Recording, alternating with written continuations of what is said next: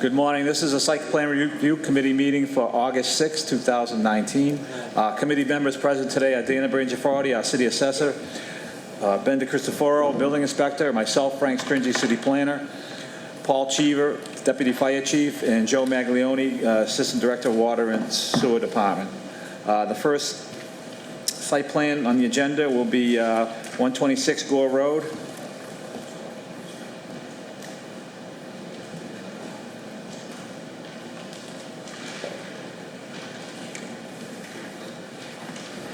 Good morning, John. Good morning. This is new construction for a two-family, is it? Oh, two families. No construction. Well, we'll take one at a time. Yeah, hold on. You got them all? Yeah, I got them. Hold on that one. You have two separate addresses here.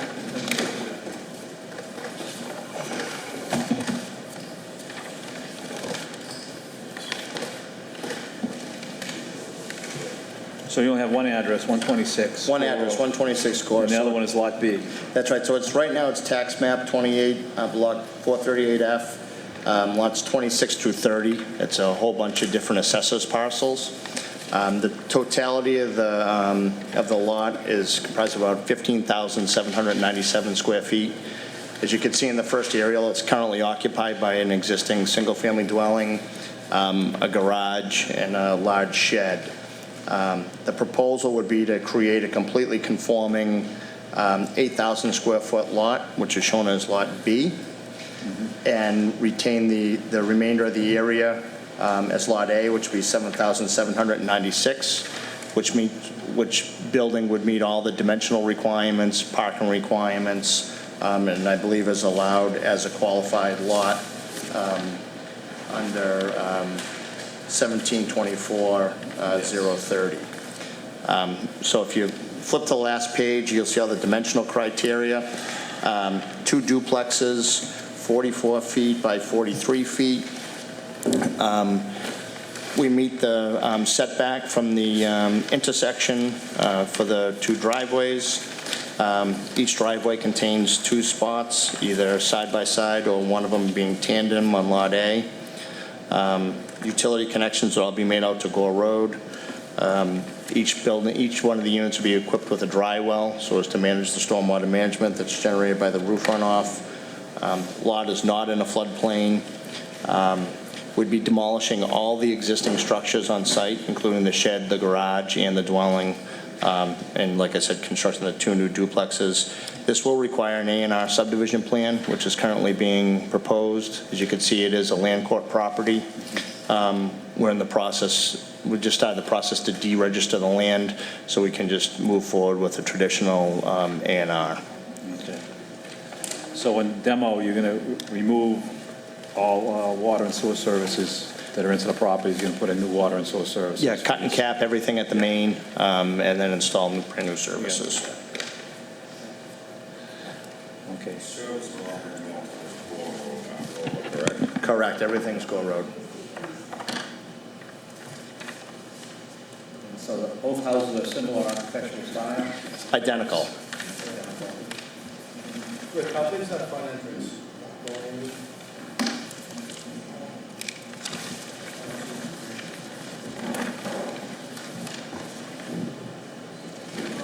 I think it's pretty similar to the vestibule. It's about 9 by 6. Looks like more like 9 by 5.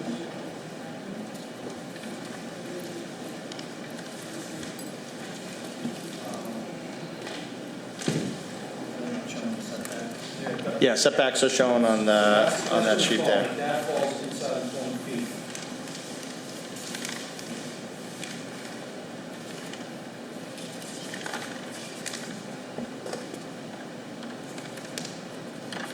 You've got exactly 20 feet? 20 and a half. Sorry about the upscale plans, yeah. So, yeah.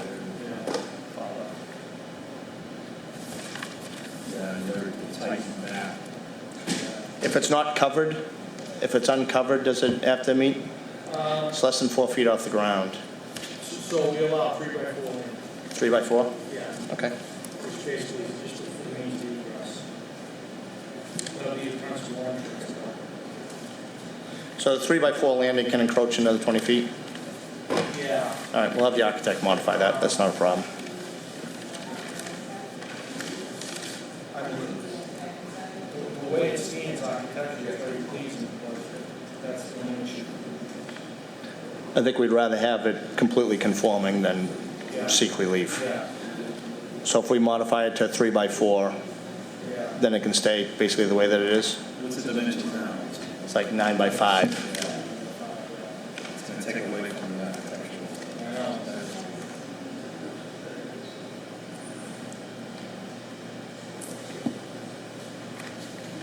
Let the architect look at that, see what he can come up with. Okay. You good with that? It looks good the way it is. Shrink it down. Well, you can keep the So- roof, the roof could,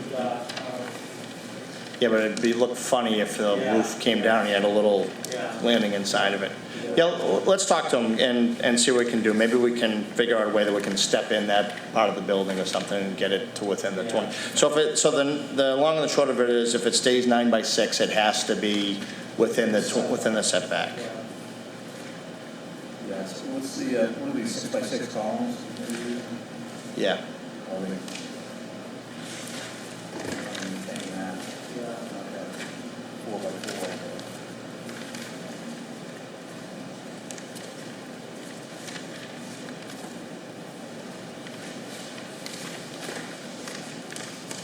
So, work something out along with that with the architect. Okay. Other than that, everything looks okay? Other than that, everything's okay. And we'll get you the A&R plan later this week. Granite curbing, concrete sidewalks, curb butts, granite curb butts rather than.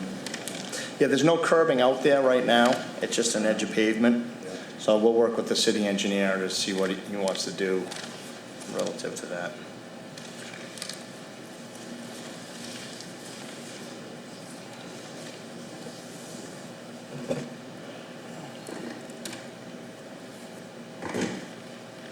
So other than that, it'll be standard site plan review, 2 trees per lot. so Frank, we do allow separate entrances, right? Yeah, we do, but they have to be offset 5 feet. So if you offset by 5 feet, you did 2 landings, 3x4. Maybe create separate entrances. Yeah, because So- then you get the 3x4. Give it a better look at it. So 2 entrances separated by 5 feet, right? No. They won't be able to do that, so we won't conform to the, Well, they push back. can shrink one of the units. Oh, yeah, they- So say that again? If you step back like one of these units. Oh, the 5 feet's not side by side, it's in front to back. Plain one, yeah. So one of the units would be 5 feet shorter than the other. That's a lot. But you could have, separate entrances. Well, rework the deck on the backside of that. Yeah, Well, you get another foot, I think, if you cut everything right to 30 feet, 20 feet. right. So you gain another foot. Yeah, we'll talk to the architect. We'll May want- figure something I don't know out if either way. it's gonna be- Yep, at least I'll give him another option, so. And then if you do separate entrances, you'd probably be able to create. But then the smaller landings would look Correct. better. Yeah. That's just an option. Okay. This has been all uploaded, the permitting. Everything's on e-permitting, One yes. sub the argument issue, site plan review. Yep, it's all there. Subject to the A&R being recorded. Okay, that's not a problem. Benny, what I want to ask, can we get a permit to tear down the building? Yeah, you can double from that. Okay, foundation permit, but you'll have everything right away from Britain. Well, figure out what you're gonna do for foundation though. Right. Okay, But you can actually get it, tell them. what do I get? Plan line, you get plan line. Yep, e-permit. I'm not good at computers. Get someone that, yeah. Yeah. Do the demo, right, yeah.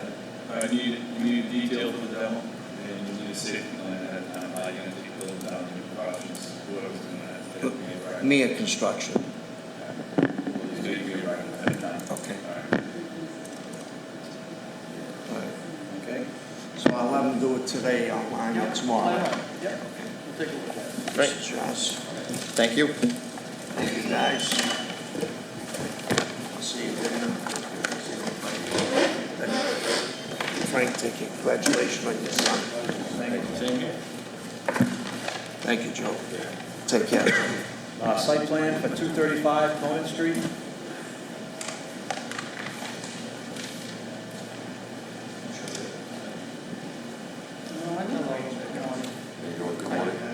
I'm the owner of the house. Hi.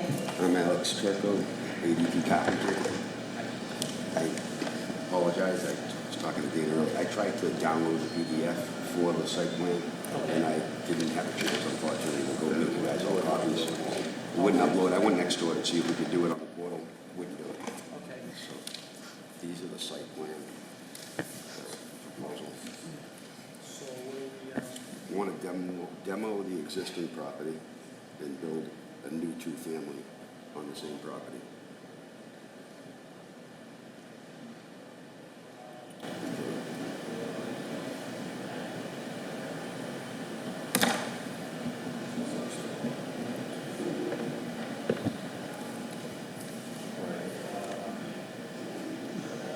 Do you have any architectural plans?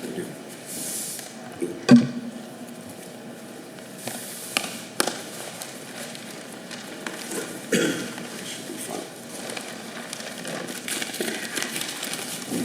And I will make sure I get the PDF download uploaded to you guys. Look at the plans.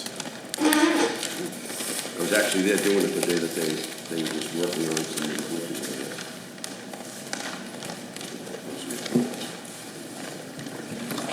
Is there a two-family there now? There Yes, is. there is, yes. And it's a walkout, two-family.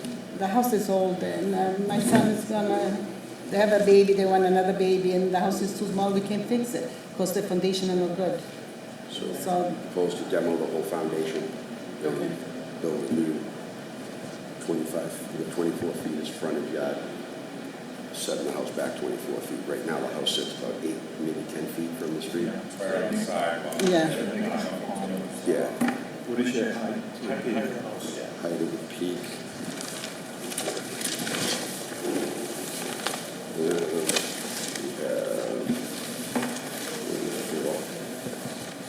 30.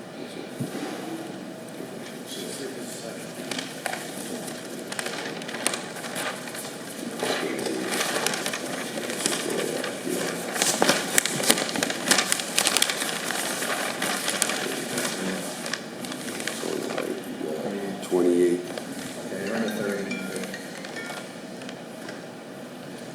What do you have a side deck on this? It's all Yes. second entrance for the second floor.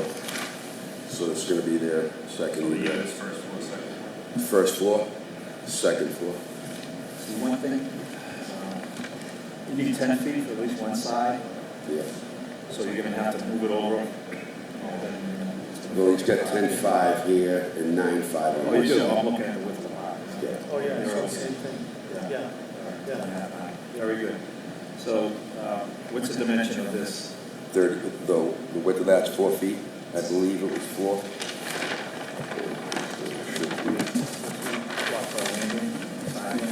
Yeah.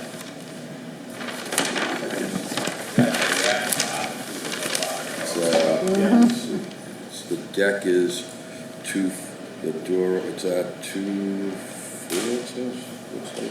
How far a setback is that? 6 by 8 deck on the side. The 6 by 8. Is that gonna conflict with your parking on the side? No, it's far enough back where the 2 cars are going to be able to Stairs park go in the tandem. back? Stairs go down to the back. Stairs go down to the back, and you have you'll have the distance to tandem park on both sides for 4 cars. So is that a slab on grade? Is this gonna be a slab on grade? Yes, It is, okay. You yes, just have to be careful because you're really close on your height. yeah. Because if that foundation comes out of the ground anymore, you may go over your 30 feet. You're only 30. allowed 30. 30 feet maximum. Yeah, I think it's 28 change, yeah, so it's close. Yep. All right. Everything's been uploaded to be permitted, so. It hasn't, That's what we're trying to get this, we're trying to get this to upload on the portal, and we can't. You went over to the I building? went over to the building department, so I said to her, I didn't have time to do it right now. I Okay, said, so I'm going back when you over, go back, and yeah, she's they gonna could- try to help me out yes, and they try to could, upload it. 'Cause I Get got it the uploaded, PDF we files. can issue a site plan review letter, which will be emailed directly to you as Okay. the applicant. Once you receive that, then you can go on and upload your plans for plan review. Yeah, And then the next step is the building permit. But you're gonna need a demo permit also. Correct. Demo permit. that's the key, is getting the demo permit, and then I'm gonna apply for I have to do the fire layout too, for the fire chief. Yes, Cavalier's gonna cut and cap the same day. He's gonna tap. Yeah, oh yeah, Cavalier construction. Okay. All right, so once you upload everything, you should be all set. All You set. get that letter, site review letter, and that'll allow you to proceed to the next step. Perfect. Submitting the plan. And I will upload the stuff for this. I apologize not having them uploaded already.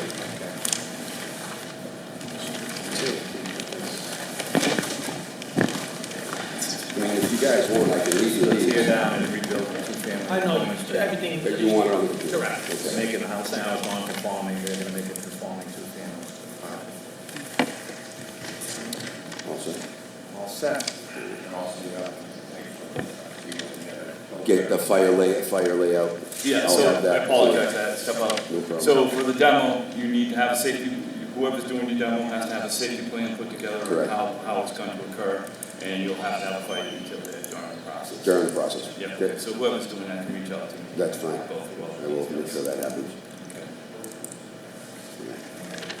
Joe, you can look at that, that's gonna You're going with one service in and out, correct? Correct.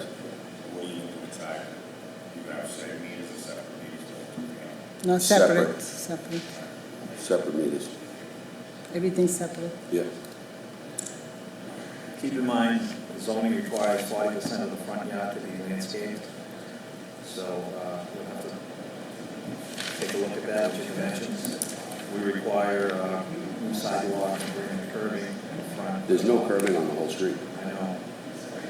How do you do You're that? gonna have to meet with the DPW superintendent and the city engineer on that. We typically have required, even where there's just no curbing at all. You have to, because you have to meet ADA requirements. Right. Required to put the curb inside. I was just asking, because there's not a curb on the whole street. Come across that all the time. Yeah. You'll see houses with no concrete sidewalks and granite curbing, and no sidewalks. Okay. Next, granite curb butts, and we require 2 trees to be planted in the front yard. It'll all be in the site plan review conditions. Okay. Okay? All right, perfect, you're good to go. All right. He's gonna keep the papers? Yeah. I need to keep this You for need my- to keep, I got a copy. You have it? I got the PDF for it anyway. All right, thank you. Thank you very much, I appreciate it. Thank you. Have a nice All right, day. thanks. Joe? Thank you Always a pleasure. very much, sir, thank you. Oh, good luck. Thank you very much. Thank you. I've seen you before. Maybe downstairs. I'm the lady's complaining a lot. Next site plan is at 65 Shauna Street. Sean, yes.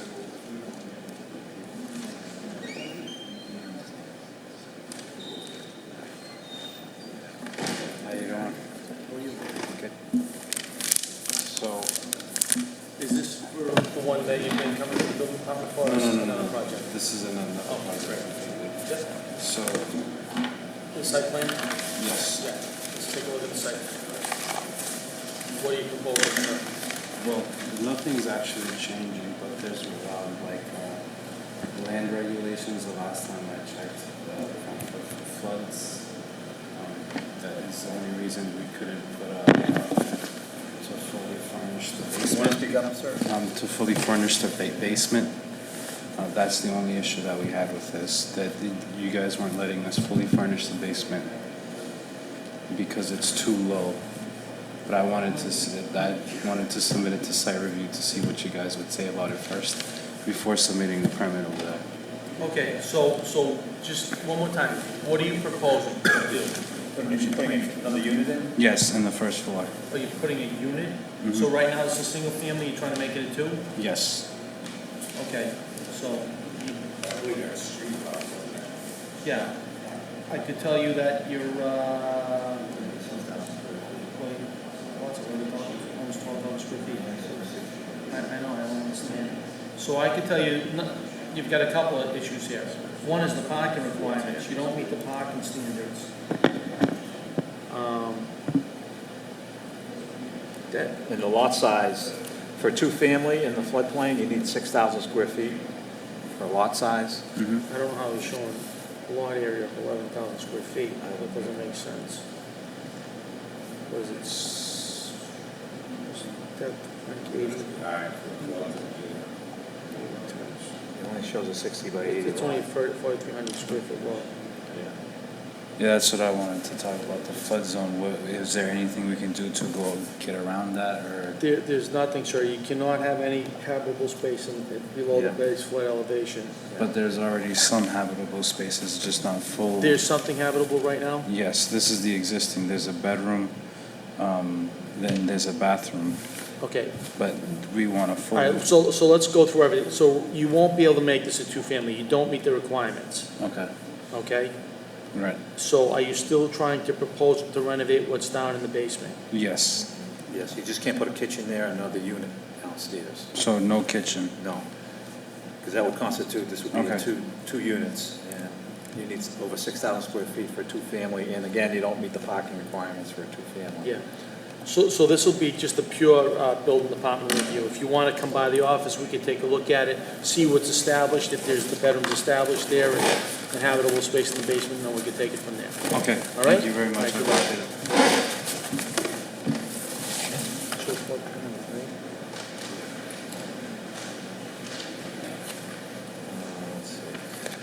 Site plan for 71 Franklin Ave.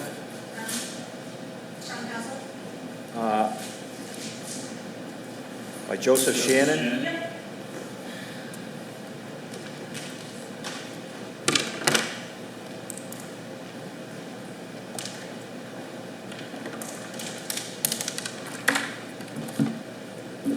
Oh, it's utility. This is another,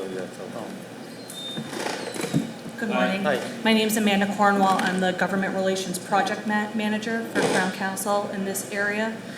So this project is for Sprint, and they are looking to add equipment to our existing infrastructure that's already located on the old 2650 on Franklin Street. The equipment consists of us swapping out the equipment shroud, which not adding additional, not adding, of course. it's Swapping. swapping out. Replacing. Correct. So we have an existing pole top-mounted antenna and a side-mounted equipment shroud, which houses the radio transmission equipment. So we would be removing that shroud, replacing it with the new shroud, removing this antenna and replacing it with this antenna. This allows us to have multiple carriers on one pole instead of having, one carrier per pole. So this one antenna will have T-Mobile, Sprint, and Verizon on it. And is that a pole on the roof, or where is that pole located? Utility pole. It's on a utility pole. Utility Yep. pole, okay. And I believe it's on the corner of Franklin and Summer Street. The height, it's not changed. Nope, the height's not, the overall height of the pole will not change, no. So you're outside? What kind, like a structural? No, so you're changing out your equipment, so it allows you to be free carriers, you have EMs to that. I don't have one with me, but it's required by the FCC that the carriers, who are licensed by them, Yeah, yeah. you can just require that you submit it to show that you I can get one. so we need to see that. Okay, that's fine. Okay, so submit everything that you have online, e-permitting. Sure. Someone expects it. Here.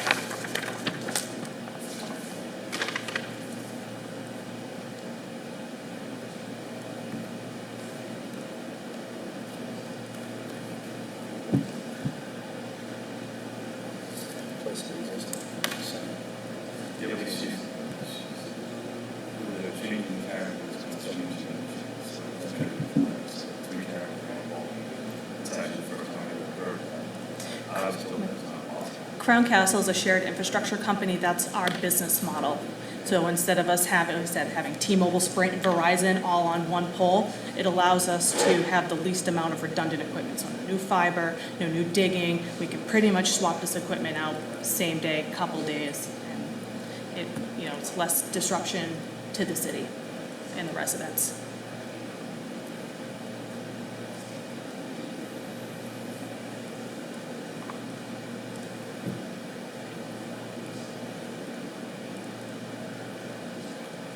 So you'll have Sprint, T-Mobile. Yeah. Currently, T-Mobile and Verizon should be on all of the antennas that we have deployed currently in the city of Revere. I believe we have 12 other locations currently that are co-located. Now, after I get the emissions report, do we have to come back and do this again, or is it more of just a? No, just So we're in the process right now of doing some edits to the ordinance, which is going to require some additional clarification. Okay. If you read the FCC requirements, the emissions reports have only been discussing worker exposure and unknown exposure, not talking about farm exposure. Yeah. So I need to see the initial report to Sure. make sure that that's being addressed. Yeah, the reports address 3 different standards. So it'll be if you were at height level with the antenna, if you were on the ground, and then also for exposure to workers who have different standards as the general public. Where these are eligible facilities requests, they are governed by a different section of the FCC. So health and safety can actually not be considered as a discretionary requirement. I'm always saying that because you still have to consider health and safety. Show that health and safety is not an issue, then you move forward. That's what the FCC requirement is. And the FCC requirement is that you meet 3 criteria: worker, someone walking Yep. by, but it also discusses farm exposure, which is basically someone who lives in the building right next to this fault. Yes, and all, I and haven't that's seen correct. any report yet that addresses that. Okay. All right, so that's the issue. So there is a copy of my cover letter that was submitted online that outlines the criteria under an eligible facilities request under section 6409 that lays out what a city can take into consideration when considering this type of upgrade. I have a copy of the letter. If you would like it here, I can leave it with you. And again, it's also was submitted online as well. But we should have this already. So part of the additional requirements that the city is looking for is there needs to be a power tilt to the system. Sure, there should be a switch. Normally there's a switch underneath that allows it to kill the power. So if it needs to be turned off, that's, All right, so part of the requirement is to have that. Yep. And to provide training how to operate that if it's necessary. okay. I know most companies have a call number. Yep, we have a network operations center, the NOC, and then we have a local field team in the area that can be dispatched if there's any issue with the equipment, it needs to be shut down. So our issue is if we have an emergency situation there that we need to. Yep. So the new ordinance is requiring that someone from the supplier, whether, in this case, I'm sorry, what is the company there? This is Crown Castle. Crown Castle, whether it's Crown Castle or someone has to come up and give a orientation on the system and how to To shut operate down. it. Okay.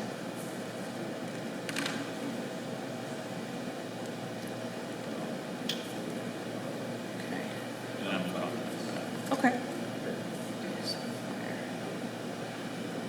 That's something new I haven't heard of before, so I will have to look into that. Okay, so we're looking for the emissions report. The way that our emissions reports are done is it's a general study for this type of equipment. It's not site specific. If I can submit what I have, and then if it you're looking for something more, then we can figure that out. But basically, we have a certain size antenna and a certain size shroud with certain equipment in it that's deployed through Boston, Cambridge, Brookline. Do you know the percentage by chance? In regards to Or like your this, FCC orders? not off the top of my head, no. I mean, everything is calculated conservatively, so it's absolute worst case scenario, and they always fall well below whatever the worst possible case scenario would be. As I said, all the carriers have to be licensed by the FCC anyway. This is part of their federal requirements. So training on how to shut down the equipment in the event of an emergency. We talked about the EME. Was there anything additional? Yep. I'll follow up with you. I have,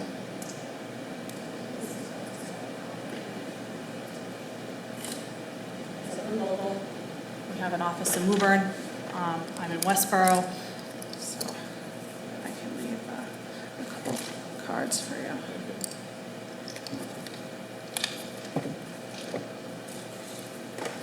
Okay.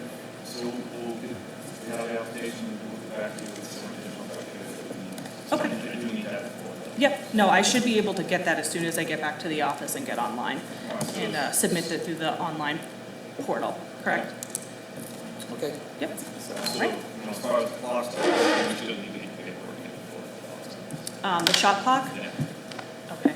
I have a report. I don't have anything to look at to know even when we stop. So that paperwork should be filed initially requires. So I don't have the authority to toll the shot clock.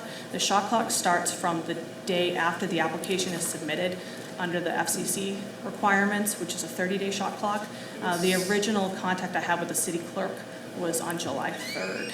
Okay, so then we'll respond, and I'll tell you insufficient, because your submittal is insufficient.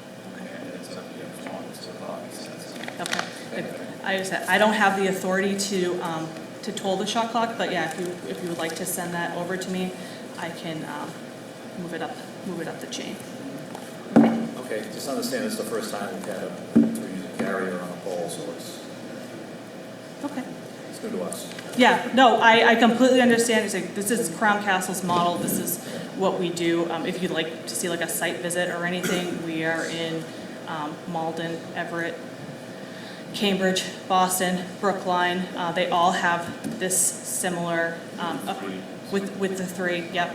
Crown Castle is also considered a CLEC or CPN, so we are the same as a regular public utility, so we have to be treated the same way as you would treat Comcast, Verizon, and Eversource, and National Grid. So any requirements that you require them to go through, we have to be subject to the same requirements. But Okay. if you have any questions, feel free to call me as well. Thank you so much. Great, thank you very much.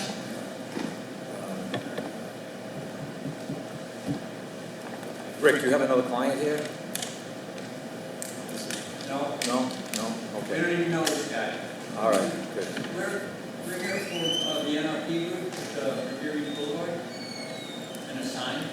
Oh, okay. You want to come up? Yeah, why don't you come on up? Hey, Ross? Sure. Hold on a minute, we have somebody else ahead of you here. You want to come up, Keenan?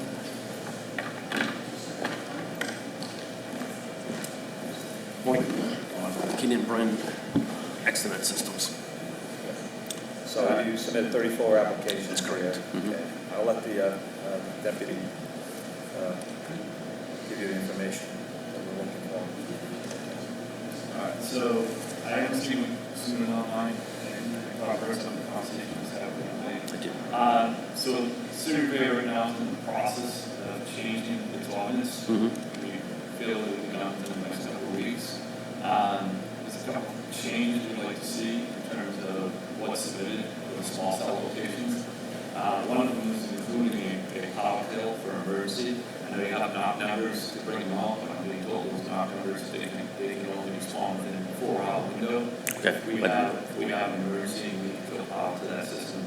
We want to have a power kill. It doesn't get ground level, high Mhm. poles, so we have to, it's allowed to get to it. But if there's emergency at a building and one of these systems install it, we're not here to shut that system off during that purpose. So that's in the new ordinance.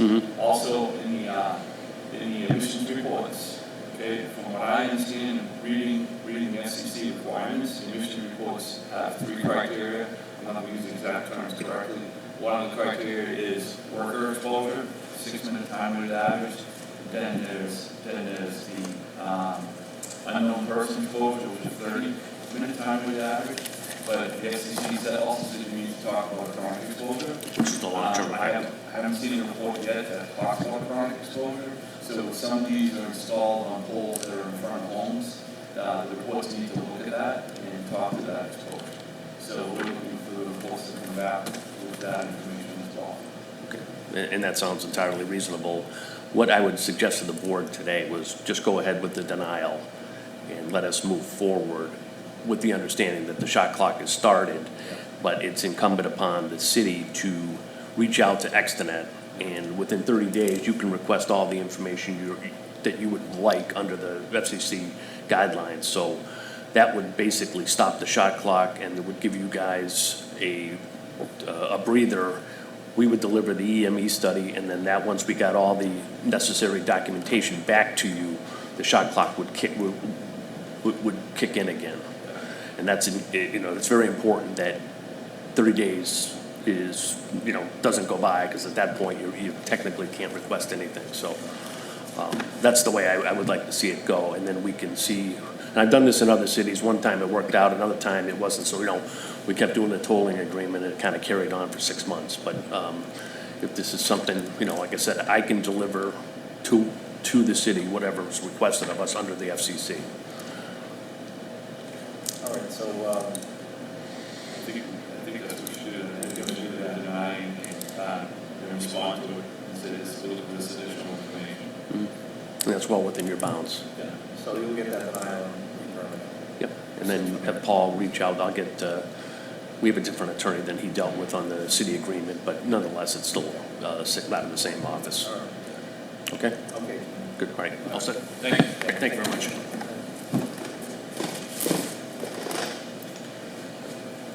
Okay, 320 Revere Beach Boulevard.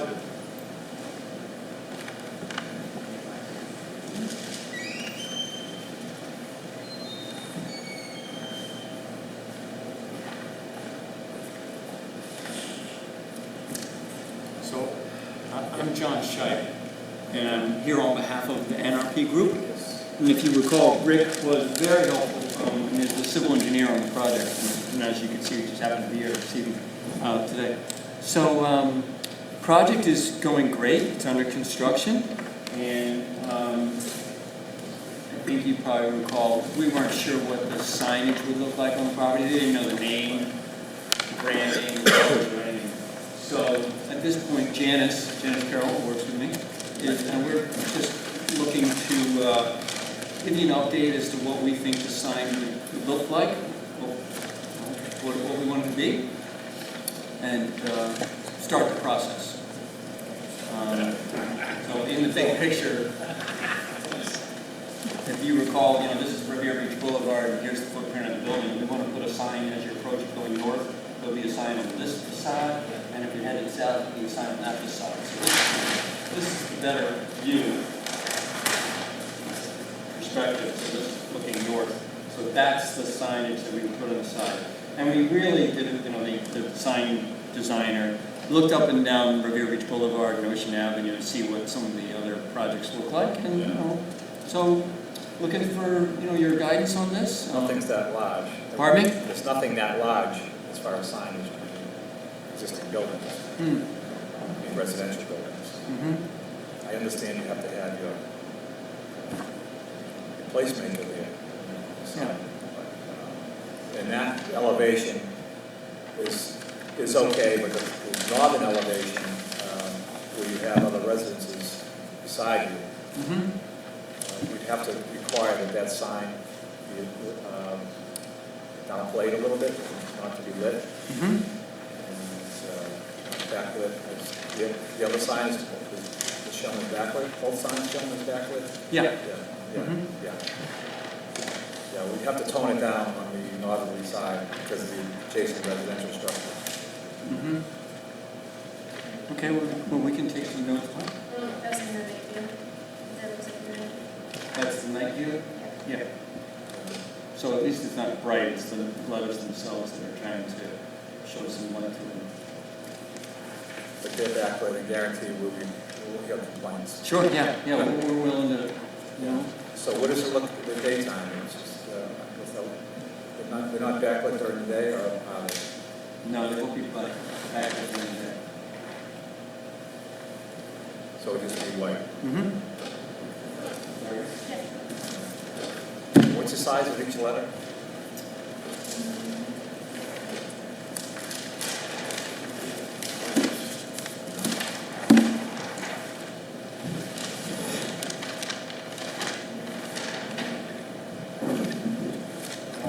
They're 2 feet wide and a little over 2 feet tall, each letter.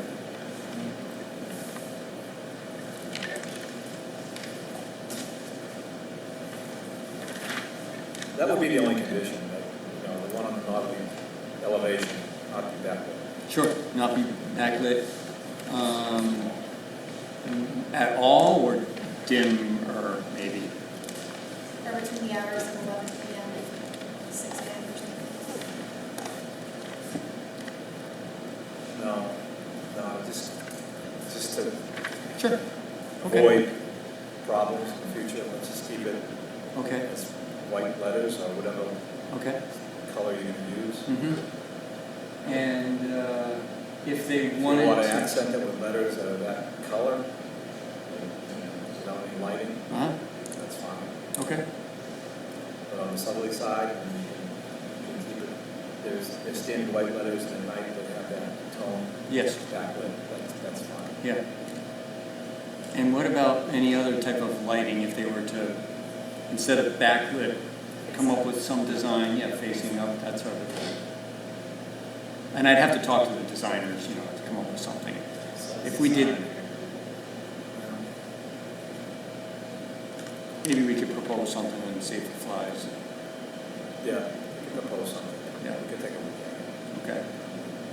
But if we decide to not have the backlighting, then what is the next step for us? Just submit the plans for building permit. Mhm. That'll be one of the conditions for that side of the building. Okay. What's the material of the product? This is that vinyl acrylic type of, plastic, basically. PVC? Yeah. Letters, Sure. individual mounted letters to a back. Right, exactly. That is made of what? Well, there are individual letters that you can see are bolted here and onto the siding. Plywood? Yeah, onto the siding, actually. The siding of the building. All right, so that's the side. Exactly. So in this zone, that's pretty much it, is, if this looks good, then we submit for... 50% of the area of the sign is on. Area of the building sign is on. And, because otherwise we went through what we thought were the applicable sections of the zoning ordinance, and, we didn't see anything that we were, completely awry of, so. Yeah. See, there's no accessory standing signs allowed in this district, other than by special permit of the city council, but attached signs are allowed. But the attached signs are allowed, yeah, right. Great. And then you'll be coming in for signage for the commercial uses on the first floor. Yeah, the individual signage, once they know that, yeah. So if we submit this as is, but with no backlighting on the side facing south, then we can proceed with the building permit. Is that right? Yeah, okay. Side facing the lawn. You're okay with the size, many Yeah, of the letters? yeah, I'm sure it meets the requirements. Good. So we will do that unless we get back to you and say the NRP group and the designers would like to revisit some other configuration, and then we'll just come back to this group. Is that right? Perfect. Okay. All right. Well, thank you very much. Thank you.